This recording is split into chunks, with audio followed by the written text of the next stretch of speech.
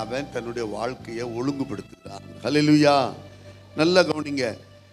நம்முடைய வாழ்க்கை எந்த விதமான உலக காரியத்துக்கு அடிமை ஆகிவிடாம உடலையும் மனதையும் கட்டுப்படுத்துறதுக்கு நம்ம கற்றுக்கொண்டாதான் பரலோக ராஜ்யத்தில் பிரவேசிப்போம்.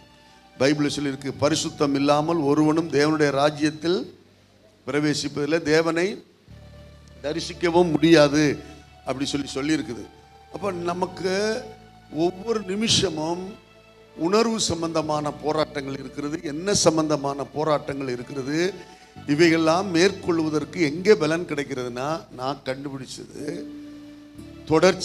தொடர்ச்சியாக வசனங்களை மணிக்கணக்காக வாசிக்கிறதுனாலையும், முக்கியமாக அதிகாலை ஜெபத்தை எந்த ஒரு பிள்ளை 4 மணிக்கு அல்ல 5 மணிக்கு எந்திரிச்சு ஆண்டவரோட உறவாடுதோ அந்த பிள்ளைய எந்த பாவமோ எந்த தவறான உணர்ச்சிகளோ வந்து தாக்கினாலும் அதை தூசி மாதிரி உதறி தள்ளிவிட்டு எழும்புகிறதுக்கான பரிசுத்த ஆவியினுடைய அபிஷேக வல்லமை ஒரு நெருப்பை போல் அவன் மீது எரிந்து கொண்டே இருக்கும்.